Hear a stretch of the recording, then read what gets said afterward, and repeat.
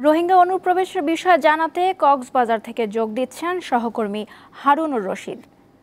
হারুন, রোহিঙ্গা অনুপ্রবেশ ঠেকাতে সীমান্তে কী ধরনের ব্যবস্থা নেওয়া হয়েছে এবং এখন পর্যন্ত কতজন রোহিঙ্গা ঢুকে পড়েছেন?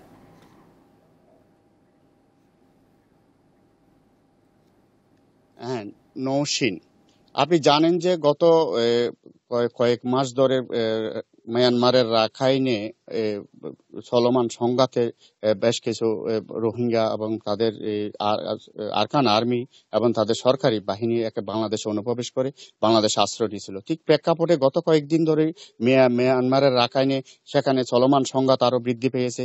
সেই চলমান সংঘাতের কারণে গতকাল এ পর্যন্ত প্রায় 500 রোহিঙ্গা বিভিন্ন পয়েন্ট দিয়ে কক্সবাজার অনুপ্রবেশ করেছে এবং তাও নাফ নদী সীমান্ত পার হয়ে তারা কক্সবাজার বাংলাদেশে ঢুকেছে।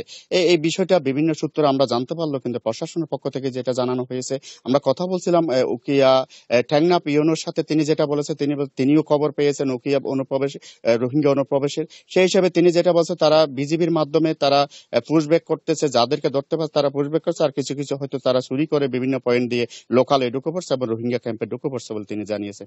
এই কথা বলছিলাম ত্রিপল আরসি অফিসের শামসুদ্দোজার সাথে, তিনি অতিরিক্ত শরণার্থী ত্রাণ কমিশনার। তিনি যেটা জানিয়েছেন অনেক রোহিঙ্গা ইতিমধ্যে কয়েকদিনে ক্যাম্পে আসতেছে বলে তিনি শুনতে পেরেছেন, তবে ঠিক এটা সংখ্যা কত তিনি সঠিকভাবে বলতে পারেন নাই।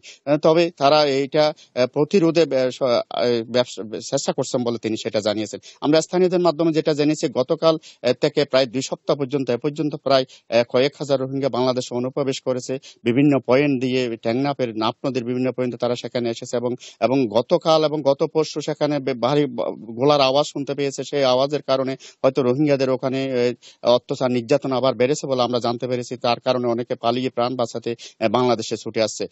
স্থানীয়রা অনেকে আবার যারা জেলে আছে, তাদের নাফ নদীতে যারা মাছ ধরতে যায় এবং এখনো মাছ ধরা নিষিদ্ধ থাকলে অনেকে সেখানে মাছ ধরতে যায়, তাদের মাধ্যমে তারা নৌকা করে নাম নদী পার হয়ে বাংলাদেশে ঢুকে পড়ছে এবং অনেক দালালে তাদেরকে সহযোগিতা করতেছে বাংলাদেশে রোহিঙ্গা ক্যাম্পে তাকে ঢুকিয়ে দেওয়া চলে আমরা জানতে পেরেছি।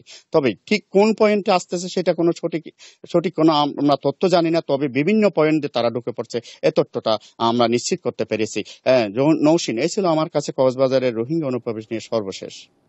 হারুন, আপনাকে ধন্যবাদ।